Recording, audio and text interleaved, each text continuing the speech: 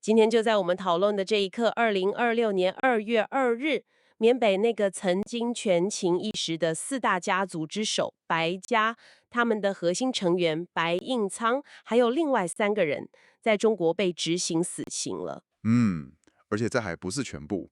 对，才几天前，1月29号，另一个家族明家也有11个核心成员刚刚伏法。整个速度快到让人觉得不可思议。这真的不是电影情节哦，这是一个由毒品、赌博还有现代科技诈骗打造的庞大犯罪帝国，它的终结。没错，今天我们就是要深入探讨你提供的这些资料，他们描绘了缅北果敢的电诈家族怎么从地方军阀变成一个年产值几百亿的黑金帝国。然后又是怎么因为一场血腥的屠杀，引发了连锁反应，最后走向全面覆灭。我们一起来梳理一下这背后错综复杂的权力游戏、残酷的人性剥削，还有那个地缘政治的巨大转变。这整个事件真的可以说是一个时代的标志了。我们要谈的其实不只是一个犯罪集团的覆灭，它更像是一个边境灰色地带的治理模式，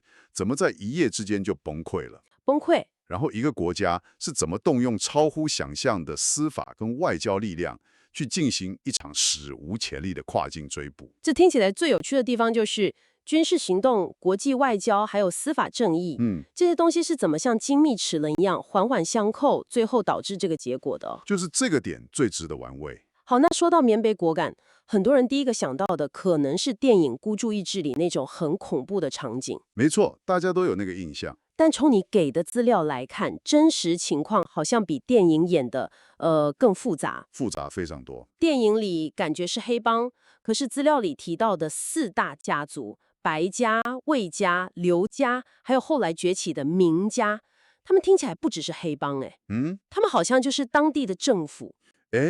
你这个就抓到重点了，这就是关键。这里的模式有学者叫它军阀资本主义。军阀资本主义。对，他们并不是单纯的地下组织，而是有自己的军队，控制行政权力的那种实质上的割据势力。哇，这一切都要追溯到2009年的8.8事件。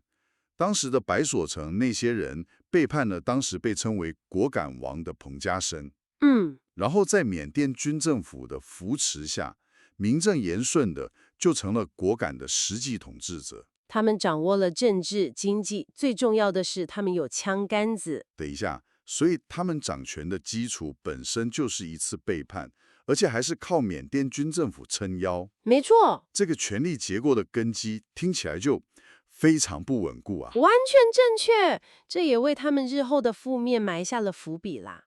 但在此后的10几年里，他们确实建立了一个国中之国。而且他们的商业模式也与时俱进没错，从传统的毒品、赌博全面转型升级到那个利润更高也更难追查的电信网络诈骗。这就是那些骇人听闻的诈骗园区的由来吧。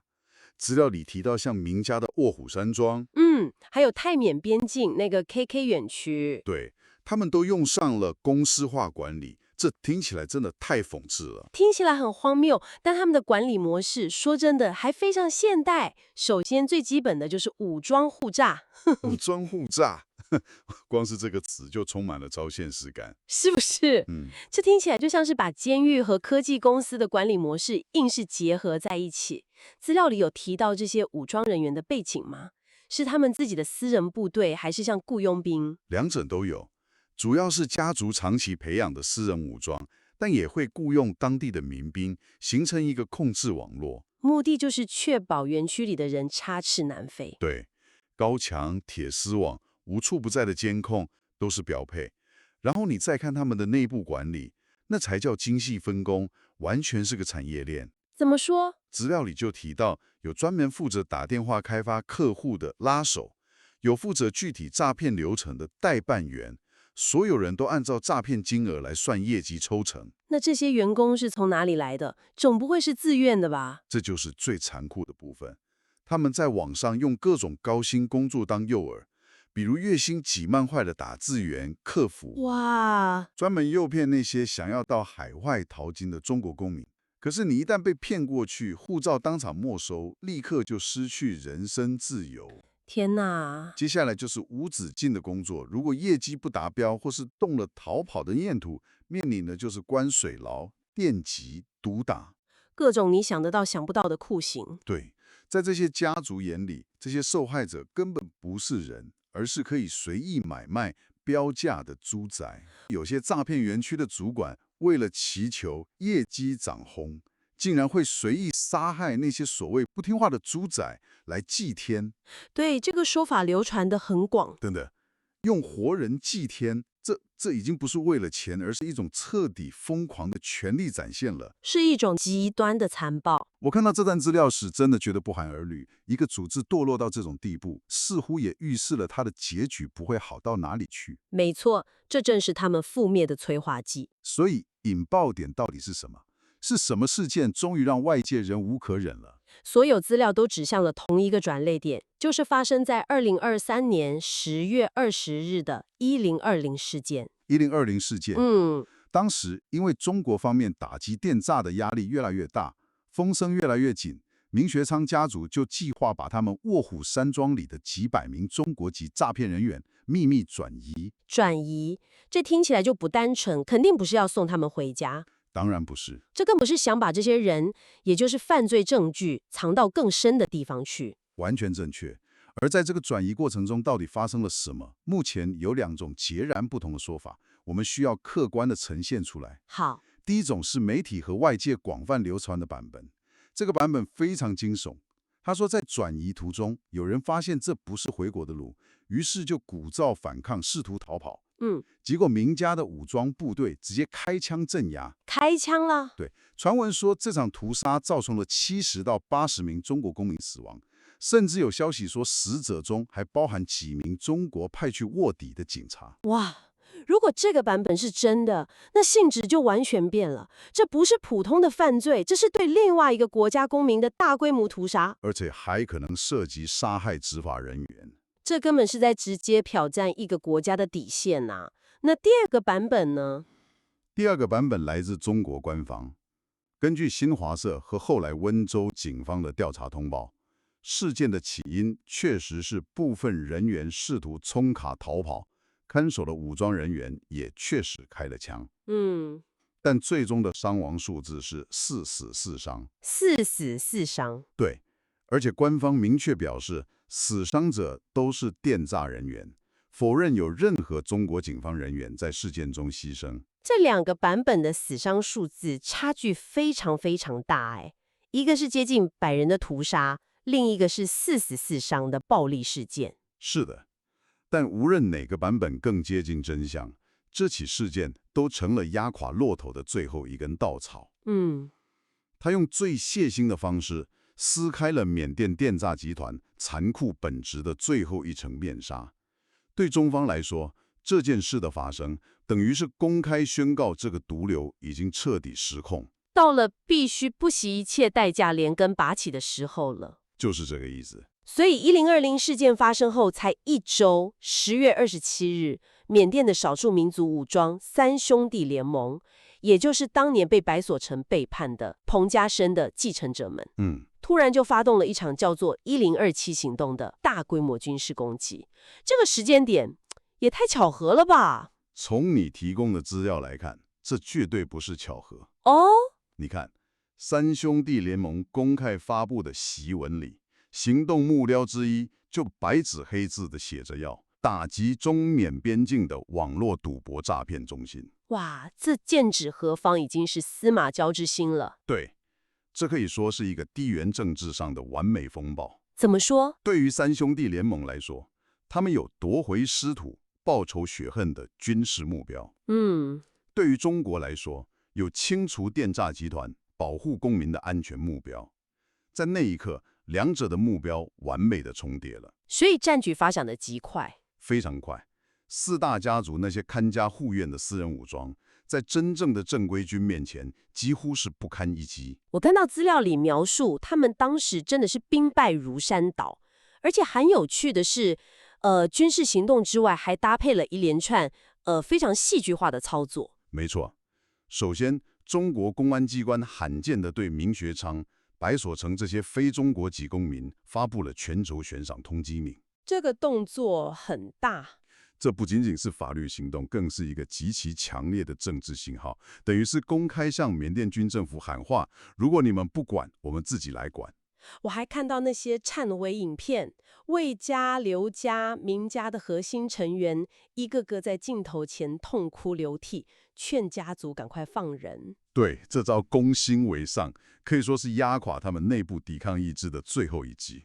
真的。你想想看嘛，那些影片在网络上疯传，内容都差不多，就是中国政府不清除垫片，绝不收兵。这等于是告诉所有还在为他们卖命的人，对，你们的老板已经投降了，这艘船注定要沉，谁还会愿意继续抵抗呢？这完全瓦解了他们的士气。没错，这真的是一场结合了军事、法律和心理战的全面打击。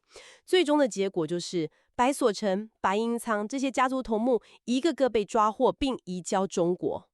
而1020事件的始作俑者明学仓则在抓捕行动中自杀身亡。对，短短几个月，这些曾经在果敢呼风唤雨的土皇帝，就从权力巅峰跌落，变成了阶下囚。这也恰恰印证了你之前说的，他们权力的根基本身就不稳。没错，当外部的大国力量决定介入时，这种依附于权力真空地带的犯罪政权，它瓦解的速度是惊人的。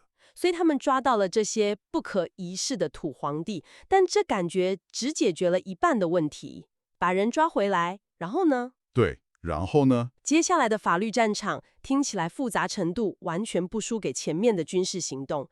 这些罪行都发生在缅甸，为什么最后会是在中国的法庭上看到他们呢？这是个非常好的问题。资料里温州检察院的说明给了答案。根据中国刑法的保护管辖原则，保护管辖？对，就是说，由于这些犯罪行为最终侵害的是中国公民的重大利益，所以不管犯罪行为发生在哪里，中国司法机关都有权行使刑事管辖权。哦，这也是在向外界宣示一个非常强硬的立场，海外并非法外之地。完全是这个意思。整个侦查过程听起来也极其艰巨。我看到资料说，光是卷宗就堆了1110本，还有相关的电子数据超过50 TB。50 TB， 那真的是海量数据诶。对，这也从侧面反映出，这不是几个坏蛋在搞事，而是一个组织严密、技术先进、规模庞大的跨国犯罪产业。而最终的审判结果也异常严厉。非常严厉。明家在2026年1月29日，包括明国平、明珍珍在内的11名核心成员被执行死刑。几天后，2月2日，白家的白应仓等4人也被执行死刑。好了，所以这些家族的主要头目都被处决了。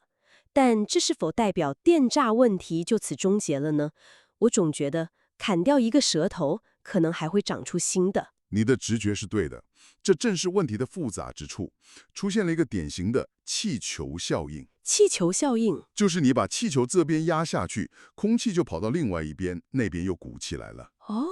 资料显示，就是果敢地区被清剿的同时，大量的残余势力和诈骗人员开始向南转移，集中到了泰缅边境一个更臭名昭著的地方 ——KK 园区。哇，等一下，资料说 KK 园区甚至在2024到2025年间还进行了扩建。没错，这胆子也太大了吧！等于是眼睁睁看着果敢的同行被连根拔起，他们不仅没收手，反而还在扩大经营。这就是这种犯罪模式的顽固之处。只要有暴利可图，就永远会有人铤而走险。但应对方式也在升级。为了对付这种跨国转移的趋势，中国、泰国、缅甸、辽国建立了一个新的4国联合打击机制。区域联防了。对，到了2025年底，缅甸军方也在各方压力下，对 KK 园区进行了一次大规模清剿，拆除了数百栋建筑。哇，这显示出打击行动正在从针对单一地区演变成整个中南半岛区域的联防联控。那果敢本地呢？3兄弟联盟重新掌权后，情况有什么改变？总不会又搞起老本行吧？这是一个有趣的发展。